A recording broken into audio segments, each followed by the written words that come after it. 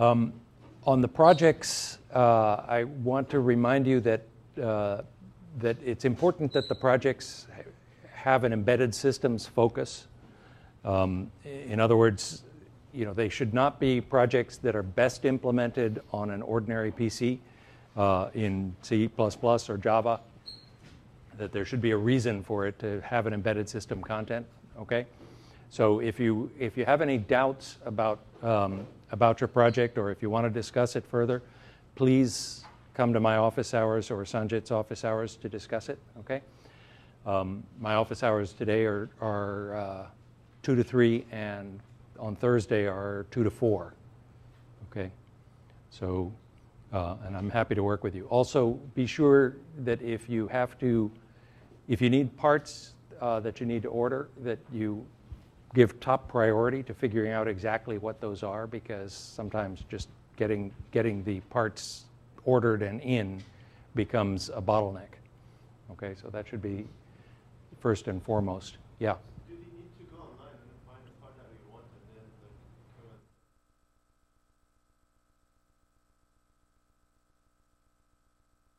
come and... Well, I mean, the more concrete you are about what you need, the easier it is for us. So if you know exactly what part it is, then yeah, you can just send email to any of us. If it's a low-cost item, you could just go ahead and order it, and we'll reimburse you. Okay, that's also reasonably straightforward and saves extra steps. All right. But if you have any doubts about whether we will reimburse you, please contact us first. And we're also happy to do the ordering for you, so that you don't have to deal with that. But it does introduce extra steps, which can slow things down. Okay? All right. So last time we were talking about earliest deadline first and rate monotonic scheduling. And just to remind you, the basic idea in both cases that we've dealt with so far is that we have a set of independent tasks, so there's no dependencies among them. The presumption is that there's no interactions between them in the form of mutual exclusion locks and so on. That you have in the case of rate monotonic, that you have a notion of periodicity for each task. So the key objective is that the task must execute to completion once in every so many seconds or milliseconds or whatever time unit you use. Okay, so you've got these periodic windows, and the task has to execute once within each window. Okay, that's the way the rate monotonic scheduling problem is formulated, and the rate monotonic principle is simply that you give the highest priority to the task that has the highest rate. Okay, the smallest period. Earliest deadline first assumes that each task has a deadline, and it simply gives priority to the task with the earliest deadline. Earliest deadline first. Rate monotonic assumes you know the structure of your tasks ahead of time. Rate monotonic,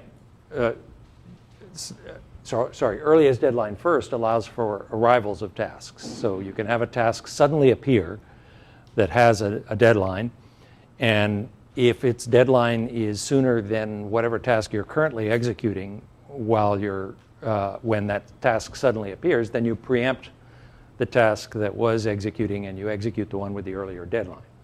Okay, so the key characteristic is that in earliest deadline first, the relative priorities of tasks change dynamically. So when tasks arrive, you can suddenly have a situation where you get suddenly there's something that has a higher priority than what was previously the highest priority. So these dynamically changing priorities complicate the task scheduling. Okay, the implementation requires a bit more work and a bit more overhead.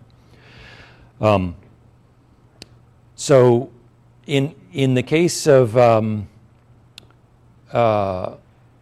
Yeah, so really the only advantage that rate monotonic scheduling has over earliest deadline first is it's a simpler implementation because the priorities are fixed ahead of time and the structure of the tasks is known ahead of time, and you don't really have to do a lot of runtime decision making.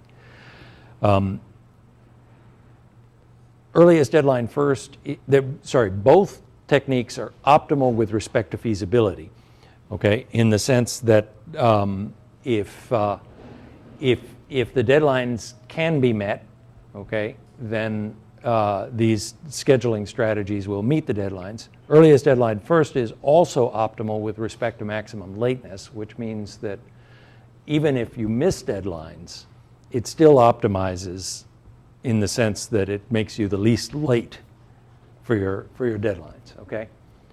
Which rate monotonic scheduling provides no such guarantee. Okay, so what we're going to do today is relax some of the constraints on the scheduling problem. And in particular, the first thing we're going to do is we're going to say, all right, well, the tasks, realistically, tasks are often not independent. Okay, there are situations in which they might be if you're writing a web server or something and it's just serving independent data to all comers without any interaction between them.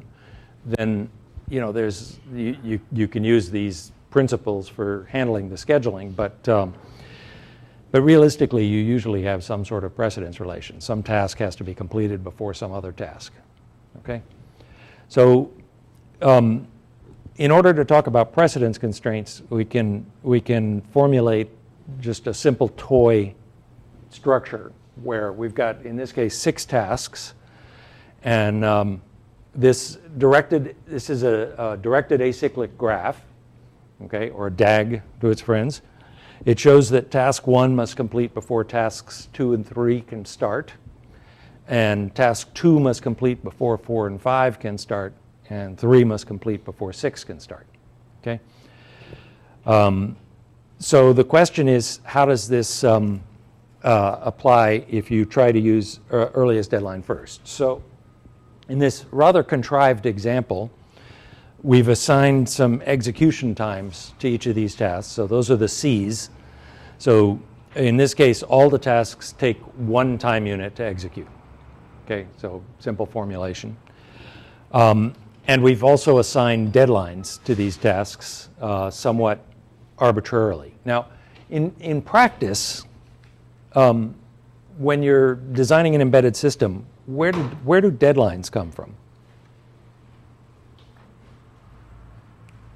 How do you get deadlines?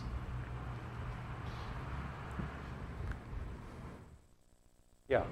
Could be like, if something isn't in memory, it should be some device doesn't do it. Yeah. Physical world constraints. Right, so you might have a physical world constraint. So for example, you're writing to a memory mapped register, and because of the physical device that it's interacting with, you've got to get the data there by a certain time. Yeah? Sort of how fast you need to react to certain dynamics in the real world.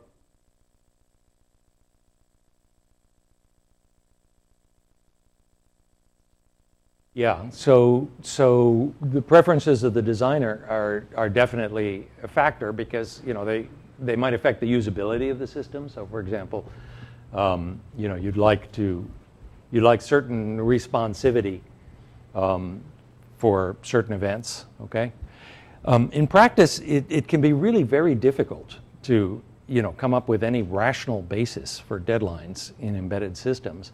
I mean, even in the situation where there's some physical dynamics that you're trying to accomplish, how do you determine how the physical dynamics is going to be affected by your choice of deadline? It's actually pretty non-trivial to do that. I mean, you could have some very simplistic model, like you're designing a control system, for example, and you choose a fixed sample rate, and you try to understand the behavior of your system with respect to this fixed sample rate. And then, in a sense, your deadlines are driven by the analysis that you were able to do with this fixed sample rate, but they don't really tell you anything about how the system would behave if you missed the deadlines that you somewhat arbitrarily chose, right? So one of the real challenges in embedded system design is just coming up with some rational reason for a choice of deadlines. So in the case of the particular Ds that I've assigned here, there's no rational reason. In fact, this is a contrived example. So these deadlines are chosen to show you that for this particular example, earliest deadline first is not, in fact, optimal with respect to feasibility even, much less with respect to maximum lateness. Okay? So the contrived example is a demonstration that that EDF doesn't deal with precedences. Okay? Because the precedence constraints here are completely orthogonal to the deadlines. Now, I mean, if you look at it closely, you'll see that, well, you know, the choice of deadlines here is stupid. And it is, in fact. In fact, the choice of deadlines seems to have completely ignored the precedences. Okay? So, in fact, this is how we're going to fix EDF, is by modifying the deadlines to take into account the precedences. Okay? But nonetheless, this shows that, you know, you can't just assign deadlines arbitrarily and also have precedences and expect the result to be optimal. Now, I want to point out that, you know, in some sense, these scheduling techniques are really very sensitive to the assumptions you make about a system. And as a consequence, engineers that design embedded software really often misuse these scheduling techniques. So they'll use earliest deadline first with some deadlines they pull out of their hat, and they just forget about the fact that they've got precedences. And then, you know, they don't realize that they actually have a suboptimal schedule.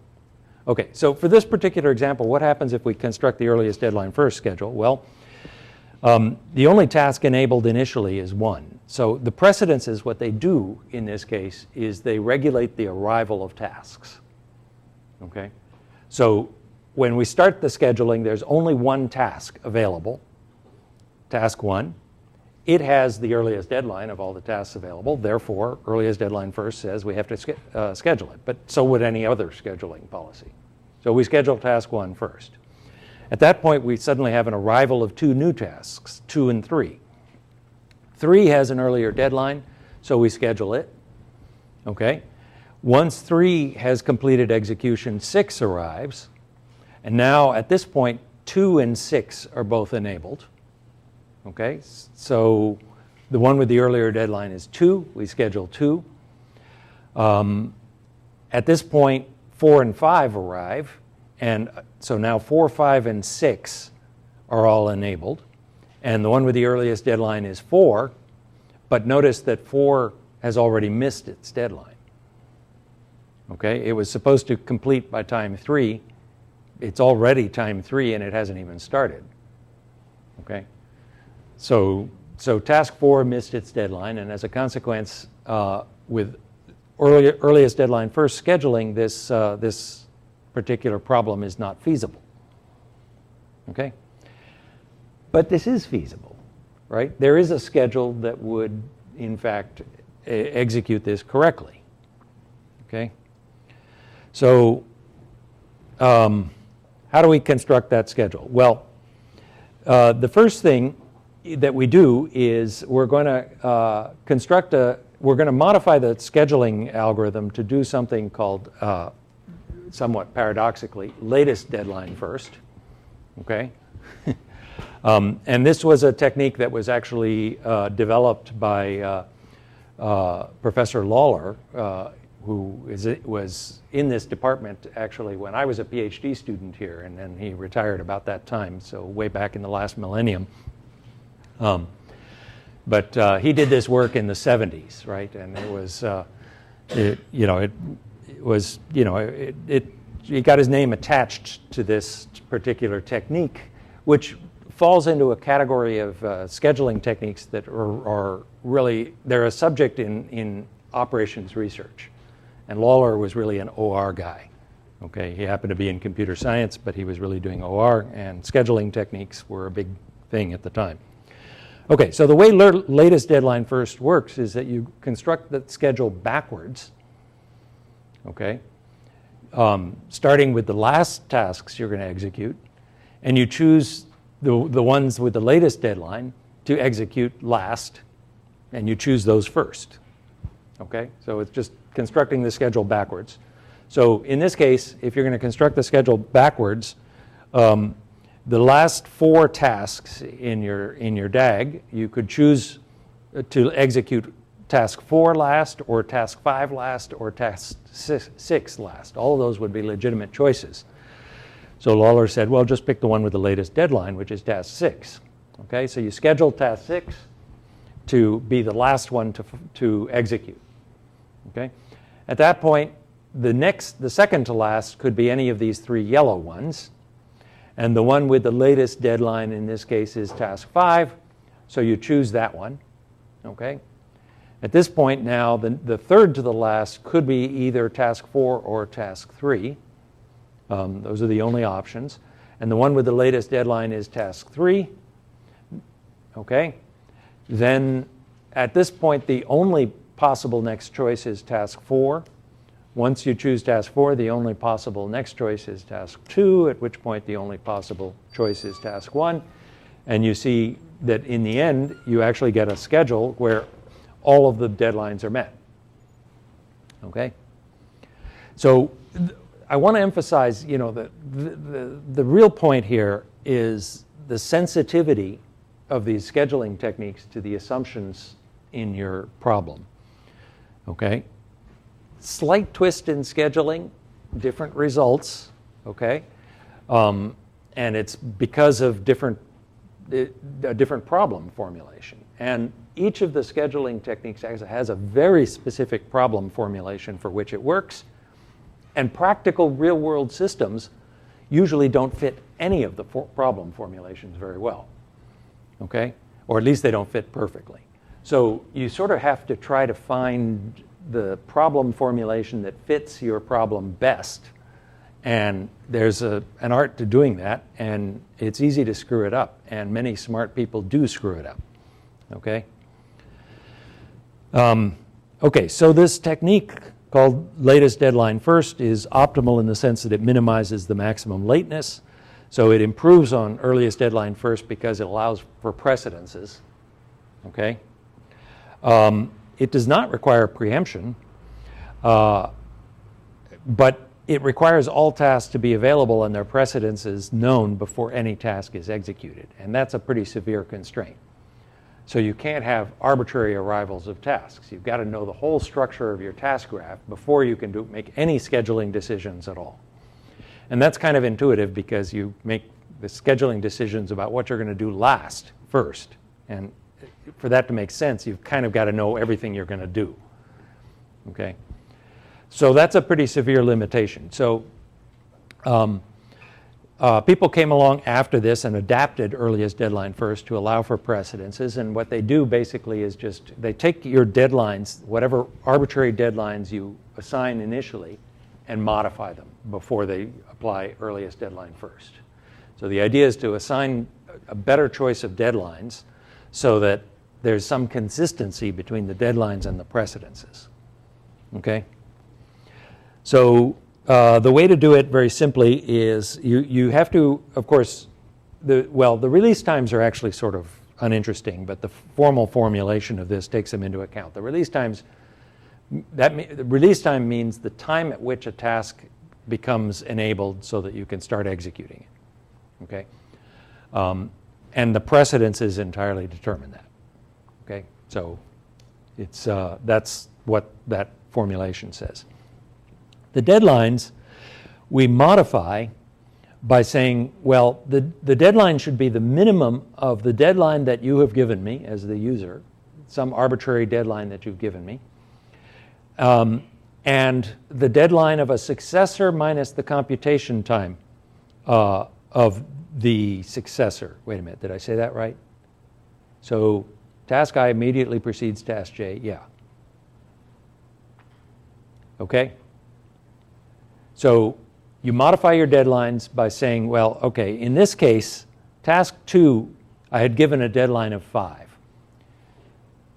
That was a stupid deadline because task 4 has a deadline of 3. Okay? So giving this a deadline of 5 is not a very good choice. So we just modify it and we say, all right, task 4 executes in 1 time unit, therefore really the deadline for task 2 ought to be 2, not 5. So we modify the deadline to be consistent with the precedences. It's kind of obvious, right? I mean, it's sort of obvious that this is the case, but yeah, question? So in that example, task 2 precedes both tasks 4 and 5. Right. How do you know to choose James 4 and not James 5? Well, you have to do it for all descendant tasks, okay, for all for all tasks that depend on task 2. So if we look at task 5, that was given a deadline of 5.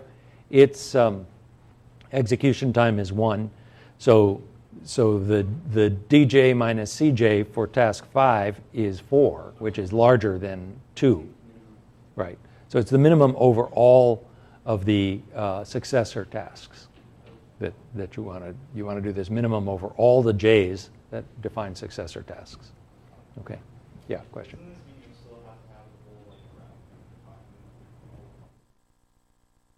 You don't have to have all of them, but you need to know the successors, and you need to have deadlines for the successors for all enabled tasks.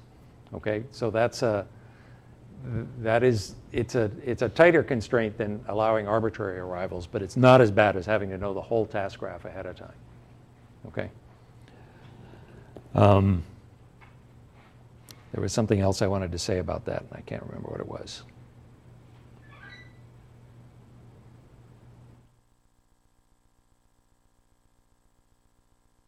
I guess maybe it'll come to me.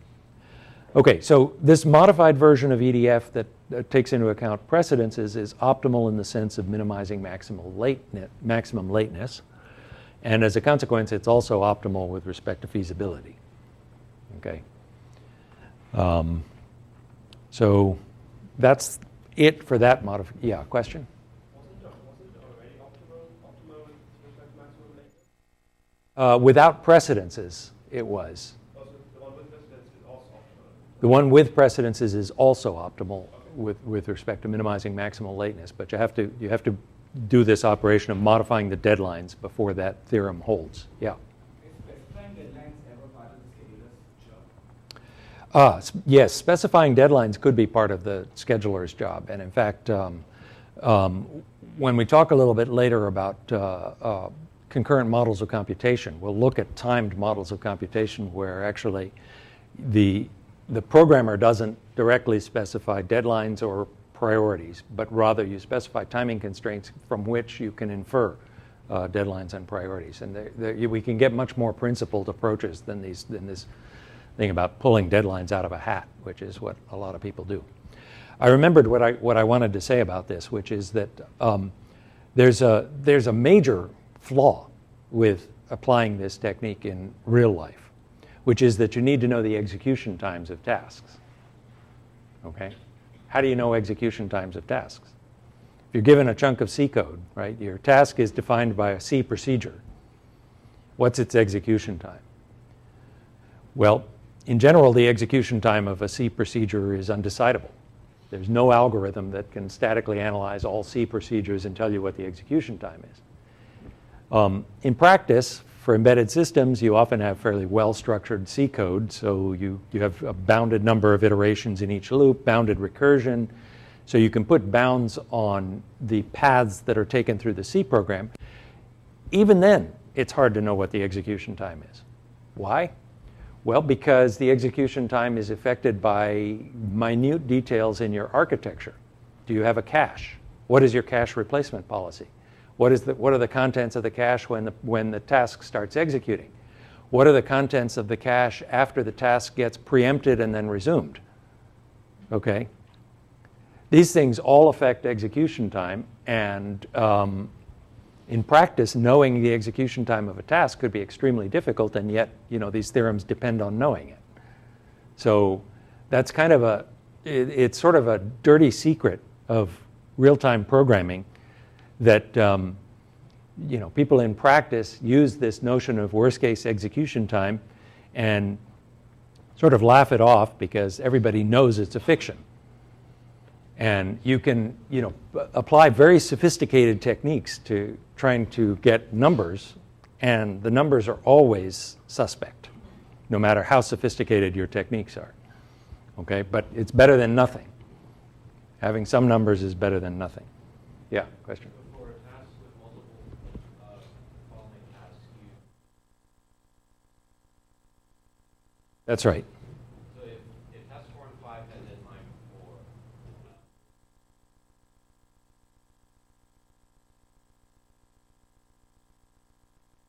4, Let's look at that scenario. So if this had deadline 4, okay, then this would change to 3.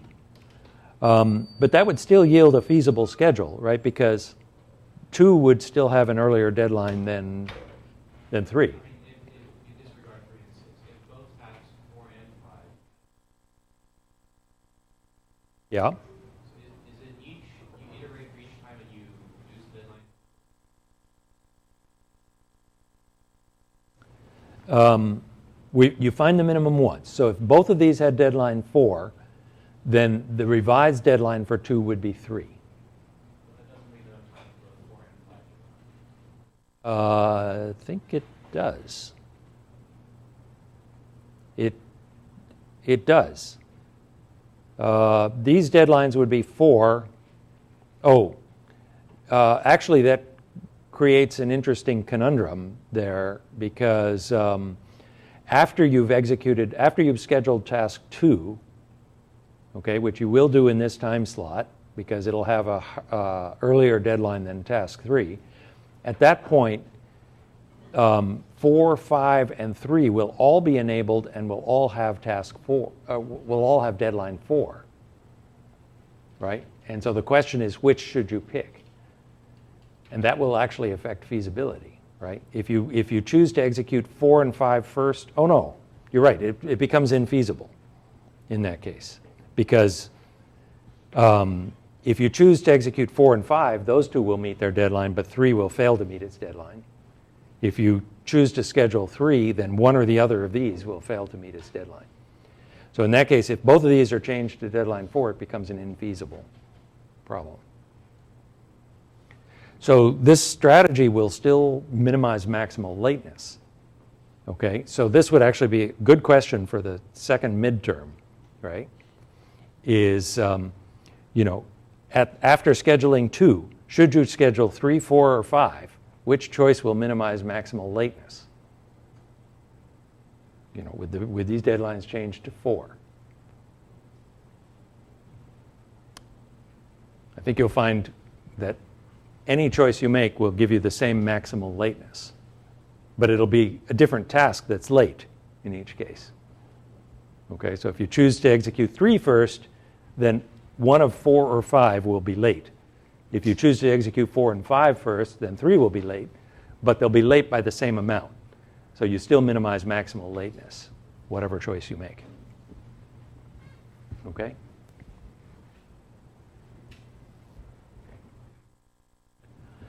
Okay, I think this, why don't we go ahead and take our 3-minute break right now, because this is a nice juncture, because I'm going to switch to talking about scheduling anomalies, which are a bit more fun, I think, than some of these scheduling things. So let's take a 3-minute break.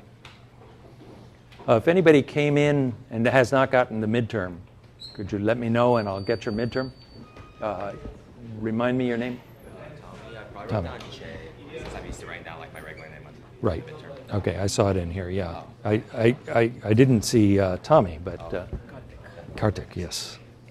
There you go. My name is Byron. Byron, yes.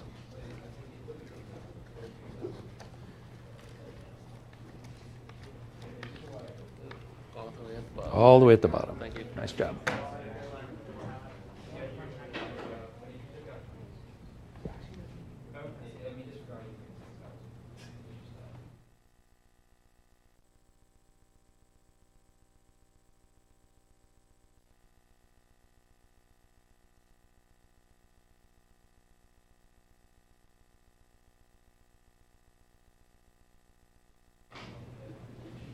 Yeah, but then actually wondering if I could ask you a couple of questions. Okay. So like I was at Michigan, I didn't have that much time to work on it, so I feel like I didn't do that great a job. I mean, I'm not getting graded on it, but I kind of want to learn it well. I don't know, like should I turn it in later if I feel like I didn't do it well, or should I just turn it in, get feedback, and like learn on my own? It's up to you.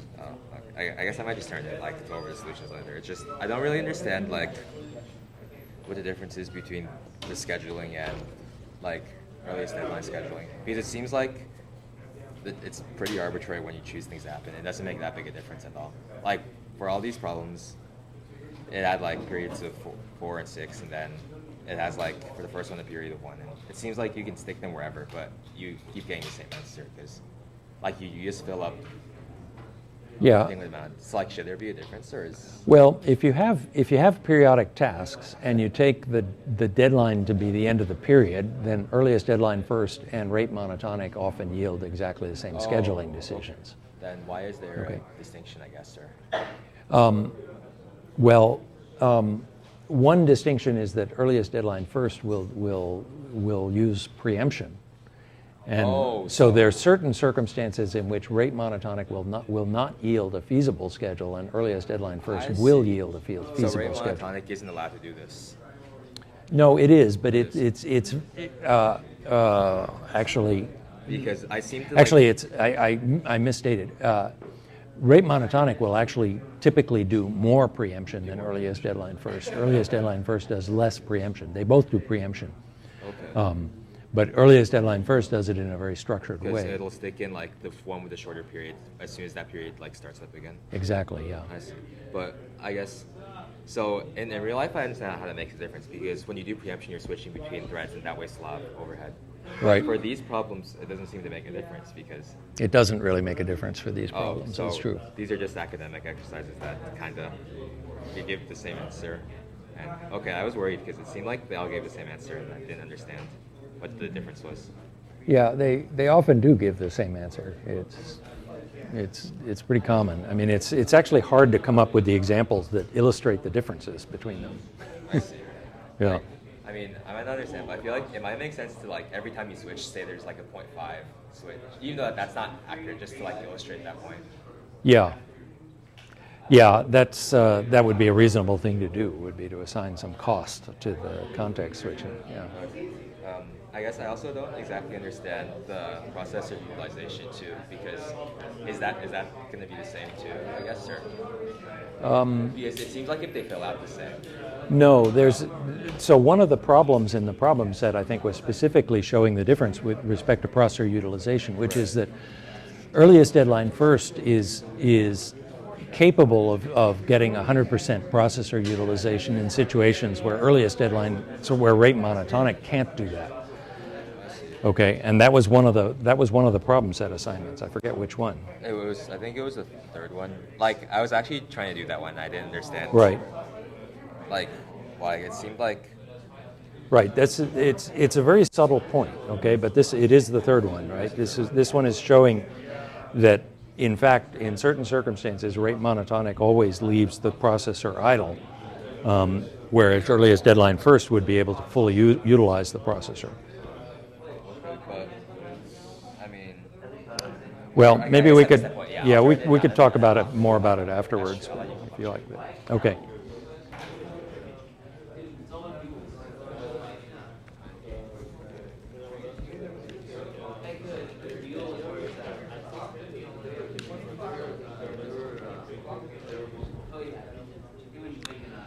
Okay, let's get going again. So, what I'm going to talk about now are scheduling anomalies, which are the kinds of things that you can trip over when you're trying to use these scheduling policies, and it can be very embarrassing. Okay, I'll tell you a little bit about some famous embarrassing cases. And again, just to give credit where credit is due, there's this wonderful book by Giorgio Buttazo on real-time scheduling that covers all of this in quite a bit more depth than our text. So we've talked about rate monotonic scheduling, earliest deadline first, and a variant of earliest deadline first with precedences. So, I saw the hard Mm-hmm. before. So, like, what's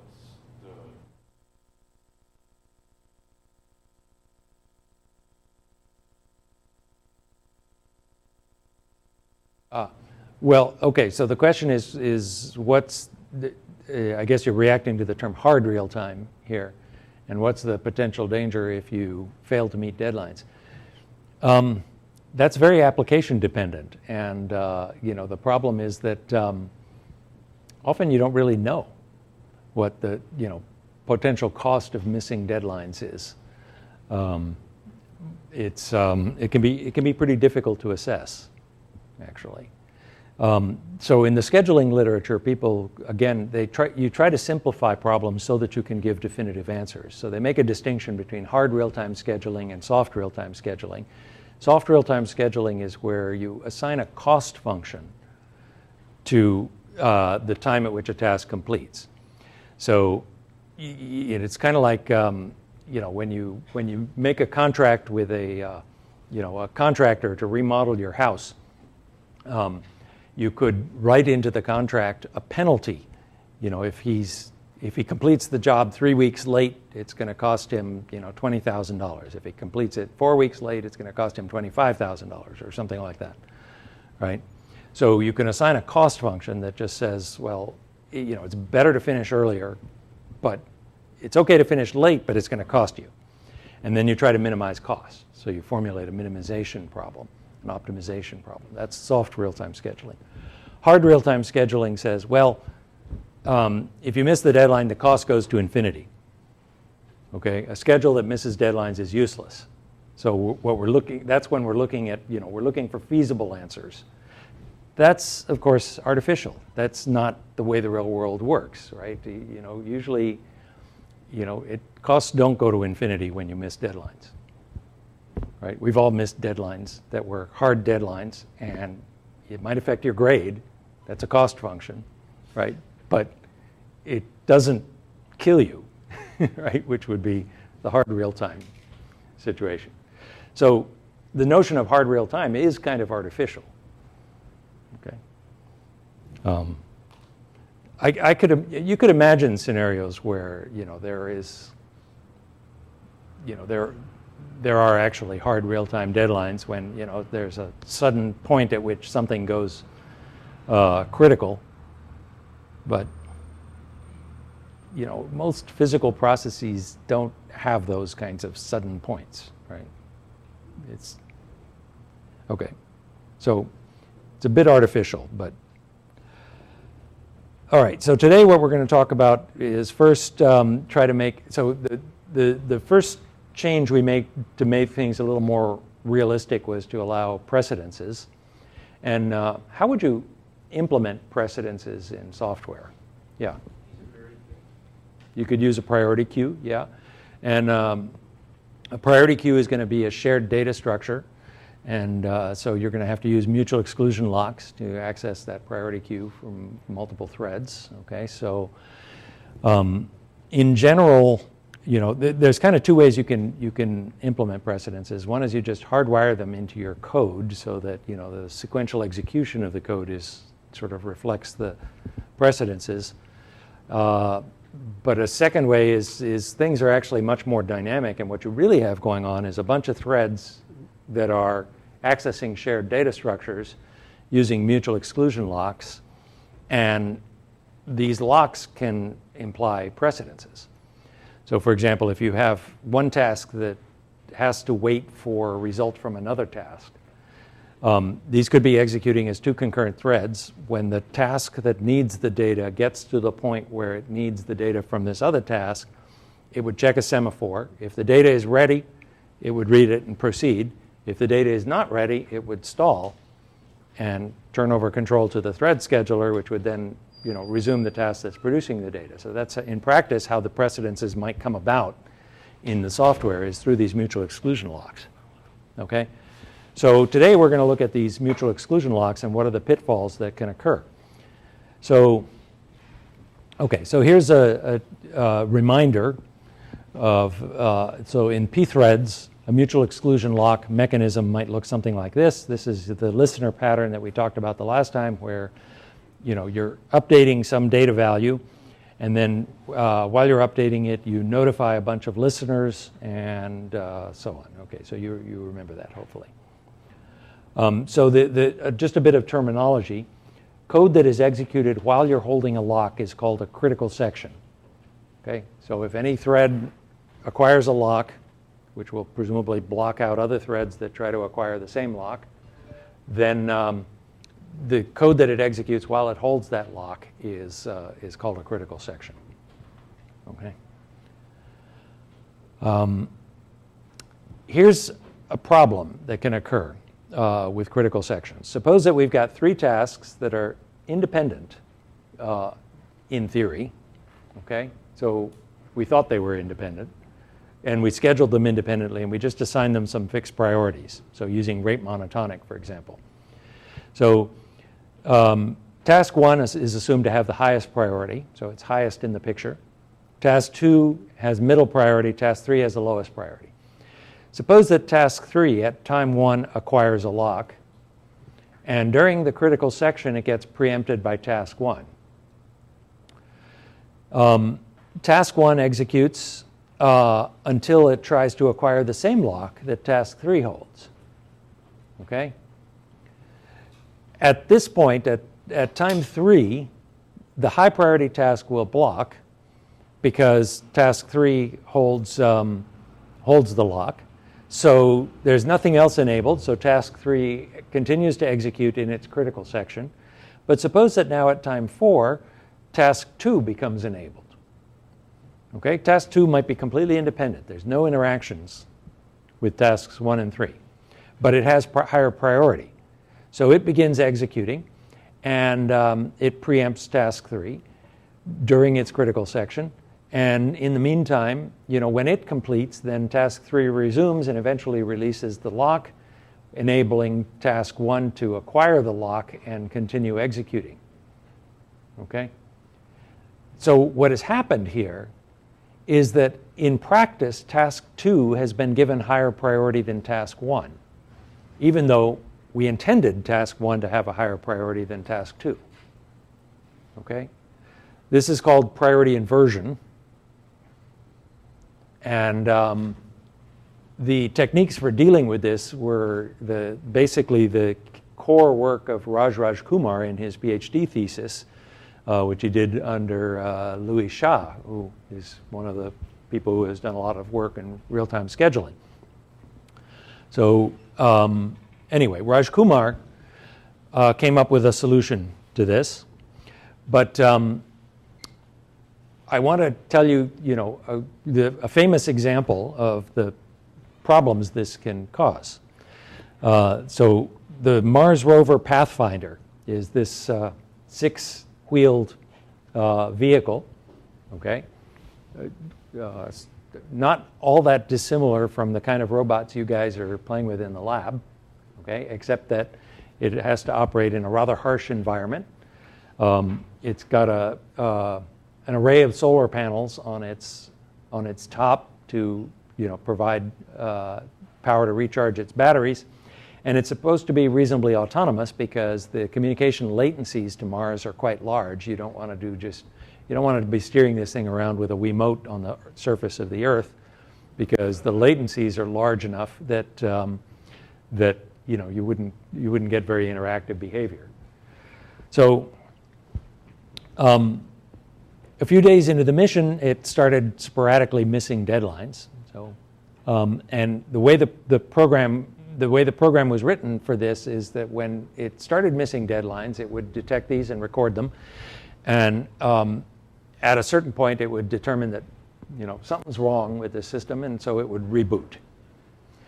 And it started rebooting rather frequently, which was creating a real headache for people. And of course, the thing would be all of a sudden about to, gather some really interesting data about rocks on Mars, and it would reboot.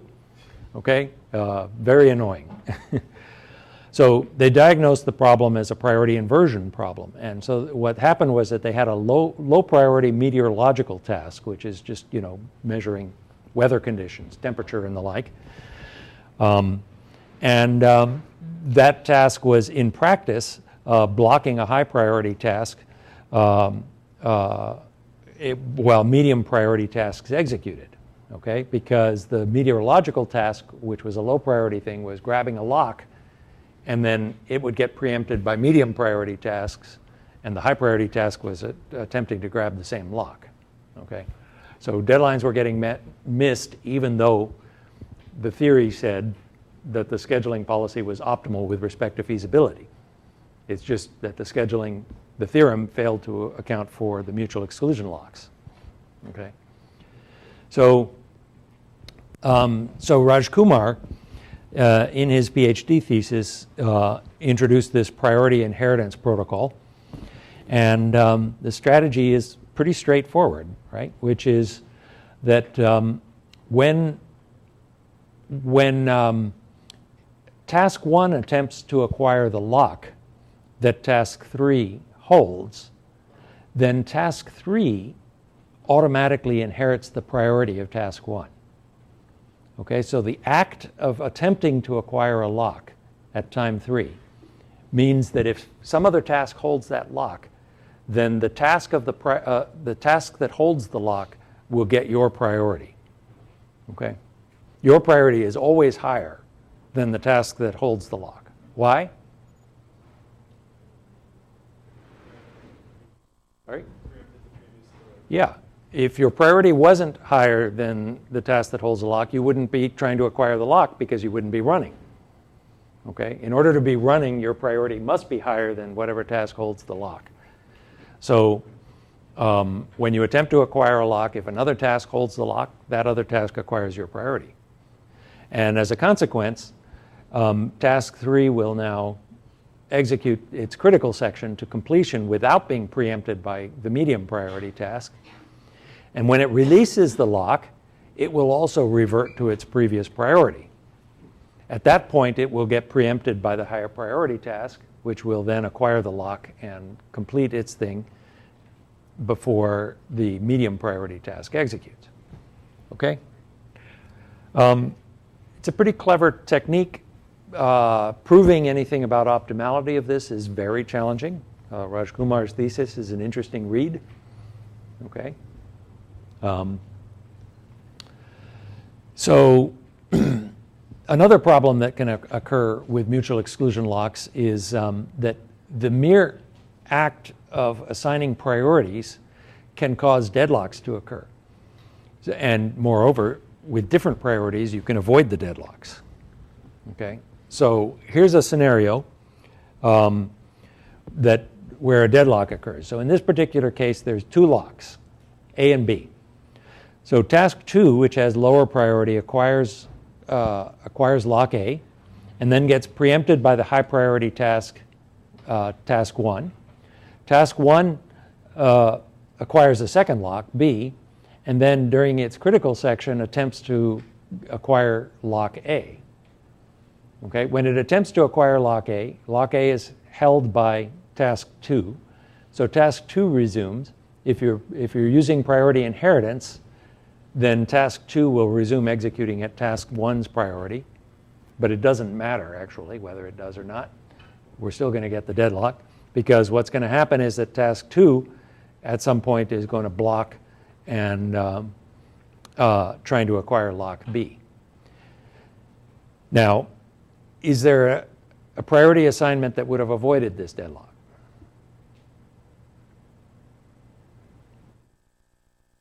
Yeah. Could you say like if like task 2 wants to like get A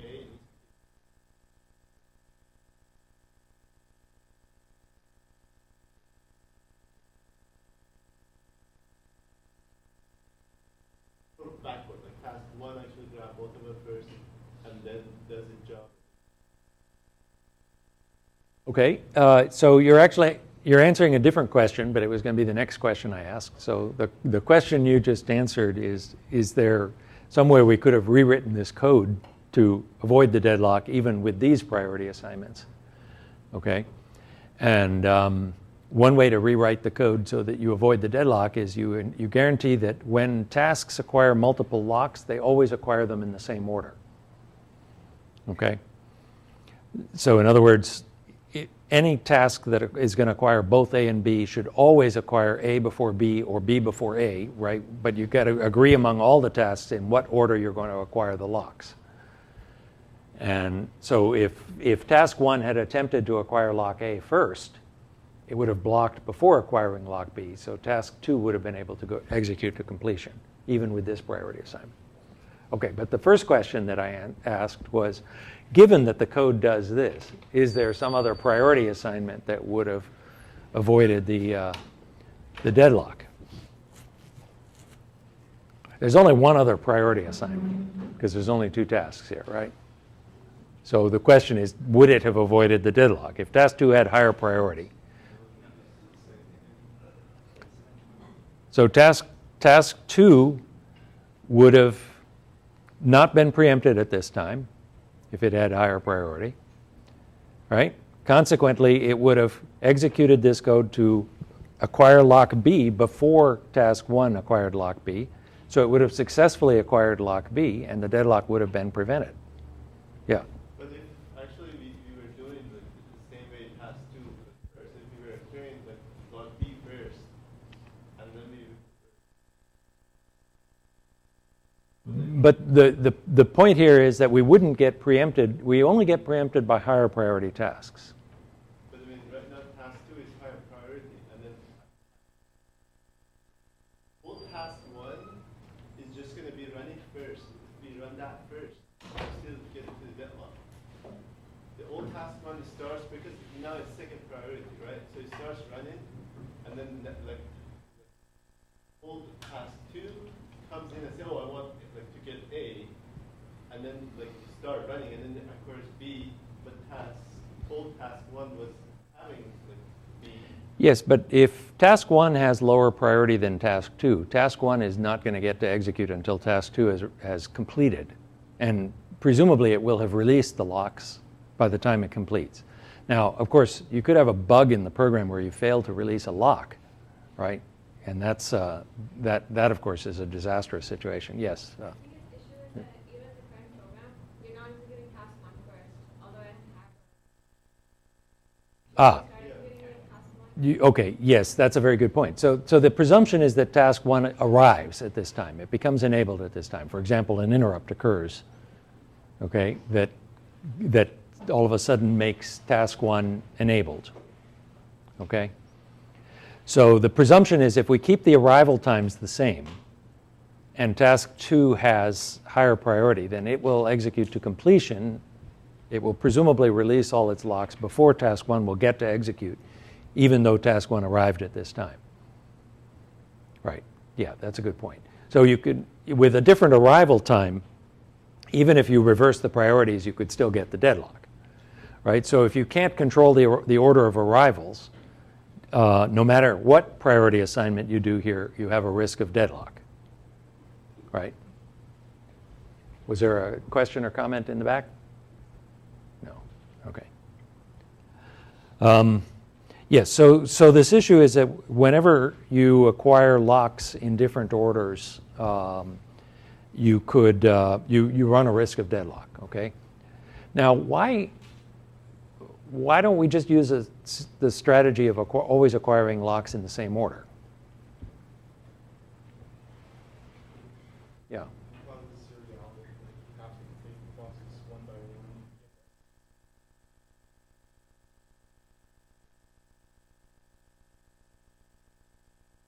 Yeah, it tends to serialize your code. One it's a very simple observation is that it could force you to acquire locks you don't actually need. Okay, because each lock is protecting a data structure, presumably, and if you have to acquire locks in the same order in all tasks, then you don't acquire locks for just the data structure you're going to use. You also have to acquire all the locks that have to be acquired before you acquire that lock, even if they are protecting data structures you don't use, right? Moreover, it's very non-modular. The code is non-modular now because you have to acquire locks to data structures you don't use and didn't even know about, right? And how would you know? that these data structures exist because some other task needs them, right? So the code ends up being very non-modular in this way. You can't have, just pieces of code developed independently by different designers and put them together. Worse, how do you know what locks a piece of code acquires? Right? What happens when you call printf? Are any locks acquired? Who knows? Right? How would you find out? Well, you could read the source code, but maybe you don't have the source code. Okay? You could read the documentation, but the documentation almost certainly doesn't tell you what locks are required. Okay? It can be a very difficult policy to implement in practice to acquire locks in the same order. Okay, so the other thing that Raj Kumar did in his PhD thesis was to propose this priority ceiling protocol, which is another rather clever technique, where he said, well, okay, every lock or semaphore is assigned a priority ceiling equal to the priority of the highest priority task that can lock it. Okay? This is also kind of non-modular, but it's not quite as bad as some of the alternatives. All right, now what does that mean? It's a kind of a difficult statement to parse. Okay, the lock or the semaphore is assigned a priority. Well, how could a lock have a priority? I mean, tasks have priorities. Locks don't have priorities. Okay. So what do we do with the priority of a lock? Well, a task T can successfully acquire a lock only if the task's priority is higher than the priority ceilings of all the locks currently held by other tasks. Again, a statement that's very hard to parse. Okay? The fact is this prevents deadlocks. The fact that it prevents deadlocks is absolutely non-trivial to prove. Okay? It's a very interesting result. So let's look at how it works in this case. So the idea is that both of these tasks acquire both locks A and B. As a consequence, locks A and B are both assigned priority, the highest priority. Okay? So that's the first bullet here. Every lock is assigned a priority ceiling equal to the priority of the highest priority task that can lock it. Okay? So both of these locks, A and B, will be assigned priority 1, top priority. Now, the second bullet says a task can successfully acquire a lock only if the task's priority is strictly higher than the priority ceilings of all locks currently held by other tasks. Okay? So, task 2 is executing at this point. Can it successfully acquire lock A? It has priority 2. Okay? The priority ceiling of lock A is 1, priority 1. Can it successfully acquire the lock? Yes, because no other tasks are holding locks. Okay? Okay. So it successfully acquires the lock. It then gets preempted by task 1. Task 1 now attempts to acquire lock B. Can it acquire lock B? Well, the priority ceiling of lock B is also 1. The priority of task 1 is 1. Okay, let's check the bullet. And there is another task holding a lock. Okay, that task has priority 2, but the lock that it holds has priority 1. Okay, so task 1 is able to acquire lock B only if the task's priority, which is 1, is strictly higher than the priority ceilings of all the locks currently held by other tasks. Task 2 holds a lock with priority ceiling 1. Task 1 has priority 1. 1 is not strictly greater than 1. Therefore, task 1 is prevented from acquiring lock B. Okay? So its pthread's call, attempting to acquire that lock, stalls. it gets preempted, and the low priority task executes until it releases lock B. Once it releases lock B, another scheduling decision can be made, and at that point, task 1 is actually able to acquire lock B because there's now no other task holding any locks. Therefore, task 1 will acquire lock B and then lock A. So in the case of the Mars rover, both of these protocols were patched into the code, okay? The priority inheritance and priority ceiling protocol. They modified the scheduling algorithms to implement them, uploaded them over the, radio link to the Pathfinder, and it stopped rebooting. Okay, so fix the problem. It's interesting, why didn't the problem show up in testing? They tested the heck out of this thing on the ground.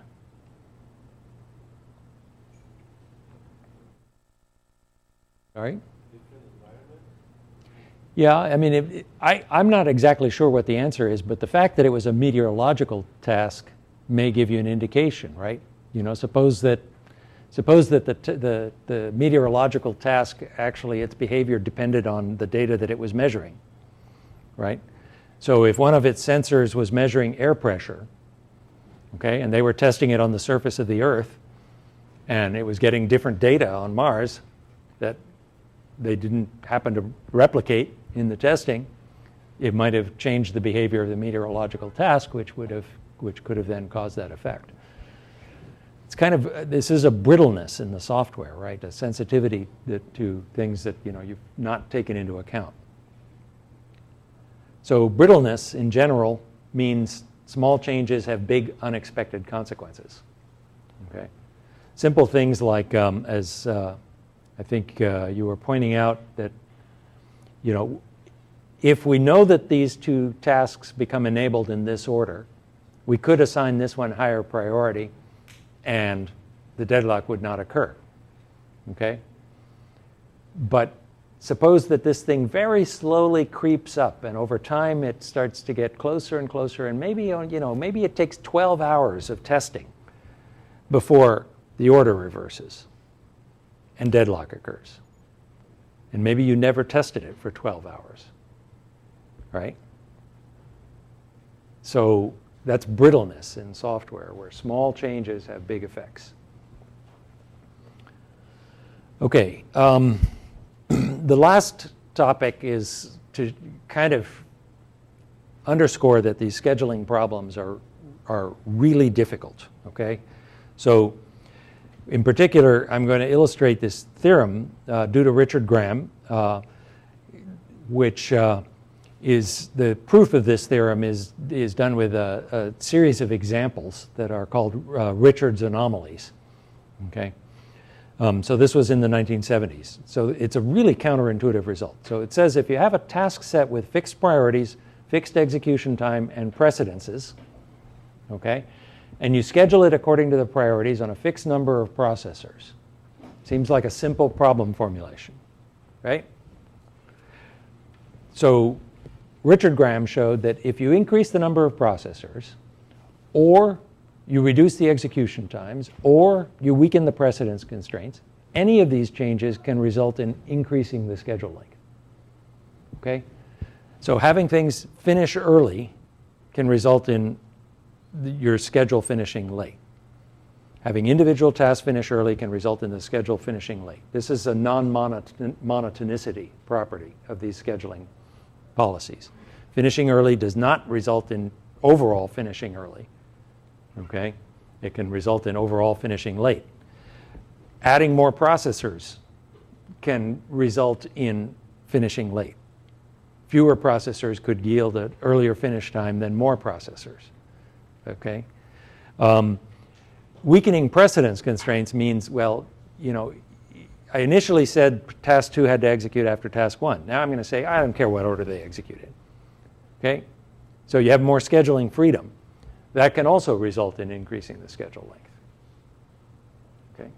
It's bizarre, right? But these are scheduling anomalies that occur in practice. And they're illustrated with this, again, a rather toy example. How these things manifest in the real world is often extremely complicated, and if you ever see one of these anomalies in the real world, it can take weeks of debugging before you figure out what the heck happened. Okay? But with the toy examples, it's pretty easy to see what happened. So the toy example has 9 tasks, numbered 1 through 9, and to try to keep things simple, their priorities are the same as the task number. Okay? So we're just assuming we've given them fixed priorities, and these are reasonable priorities, okay? Because they do, in fact, reasonably take into account, well, arguably they don't really do a good job of taking into account the precedences, because maybe task 4 should have been given a higher priority than task 1. But in any case, it wasn't for some reason. Okay? These are the execution times for these tasks. Okay? So if I have 3 processors and I use earliest deadline first with precedences, this is the schedule that I end up with. Okay? The highest priority tasks are 1, 2, and 3, so I execute those. When 2 completes, or when 2 and 3 complete, we have 2 processors available, so we can now execute task 4. Okay? When task 1 completes, task 9 becomes enabled, so that begins executing on processor 1. When task 4 completes, 5, 6, 7, and 8 all execute, and the overall job finishes at time 12. Okay? So what happens if we increase the number of processors to 4? Okay, so if we had another processor available, well, we would immediately be able to execute 4, right? Let's look at it. We would immediately be able to execute 4. Once 4 completes, 5, 6, 7, and 8 are all enabled. Okay? So we pick 3 of them. Okay? But when task 1 completes now, task 8 is enabled, whereas previously task 8 was not enabled. Task 8 has a higher priority than task 9, so we will execute task 8 on processor 1. As a consequence, task 9 starts later and results in a substantial increase to 15 of the overall schedule length. Okay? So that's a non-monotonicity result. Give it more processor resources, the whole thing slows down. Okay? Sorry, question? So, like on the first one though, like, what if your FB for like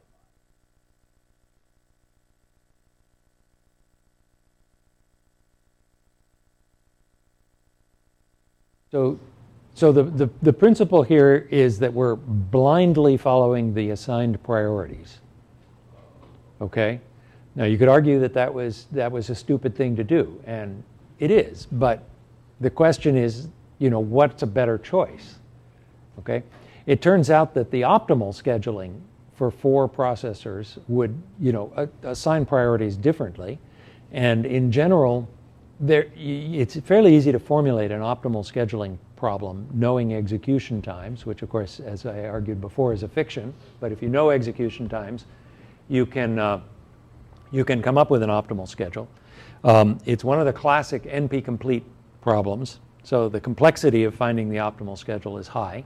You have to know all the tasks ahead of time. You have to know their execution times. You have to know their precedences. These are all things you don't really know in practice, right?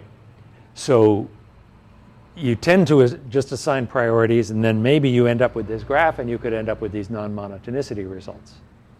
Okay? I just feel like the first one seemed like it was doing some tricky stuff to be smart. Yeah, this one is not being particularly smart. It's just blindly following priorities. So at time 3, the only enabled task is task 9. So that's what it's going to execute. Okay? This style of algorithm is known as greedy because observe that a better choice would have been to leave processor 1 idle for some time until task 4 completed and then reassess. Okay? Yeah. Actually, that wouldn't have been better in this case, but it would have been better in this case. No, it wouldn't have been. In this case, you wanted a different priority assignment. Yeah. Well, if we didn't have the requirement for 9, so it want to be done, so then we start 9 afterward. Actually, maybe we could have it running faster with 4 processors instead. Oh, yeah. If we remove this precedence constraint, okay, then with 4 processors, no, you'd still get the same schedule. No, because then because the C is 9. Right, because this has the lowest priority, right? But I'll show you that removing precedences can actually make things worse, okay?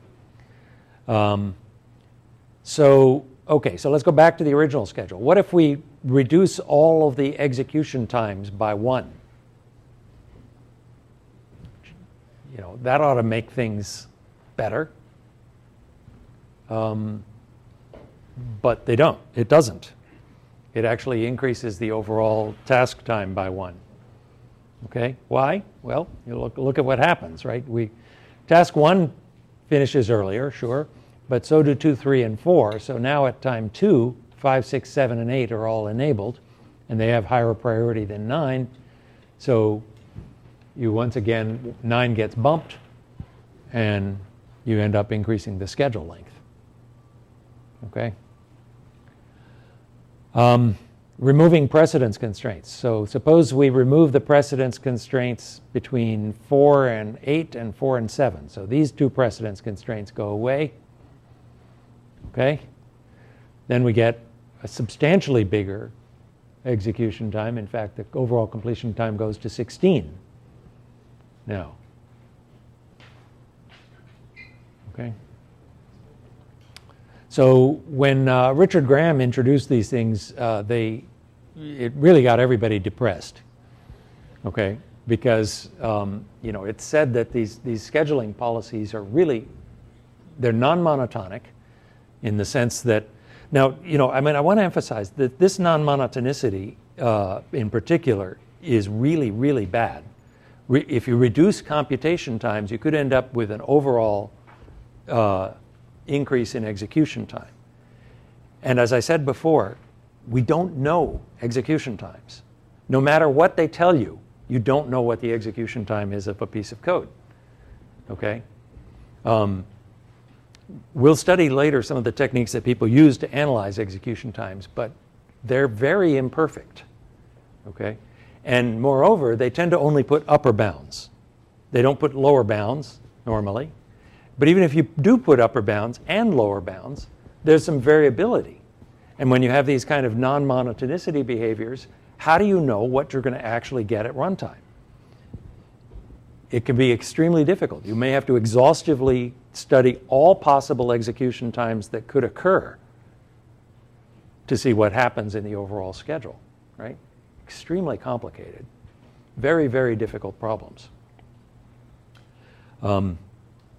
By the way, these are all deterministic scheduling problems. You could also come up with probabilistic formulations of these.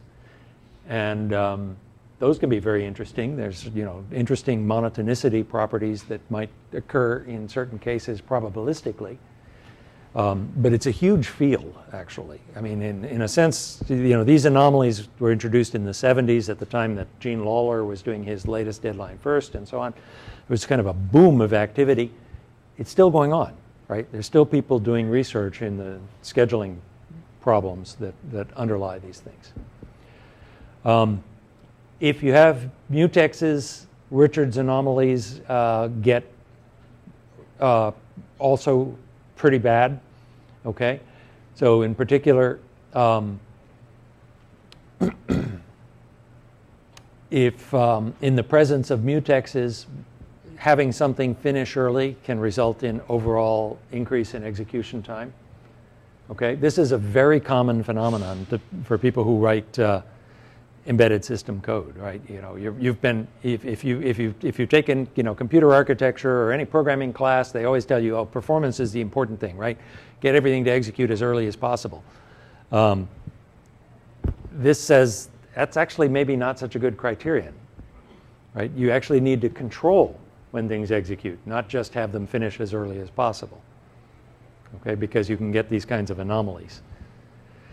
Okay, so I think I've already said the contents of this conclusion. So next time we're going to start looking at models of computation that we can overlay on top of these scheduling policies that can give us a more principled way of reasoning about behaviors. Okay, so we'll start doing that on Thursday.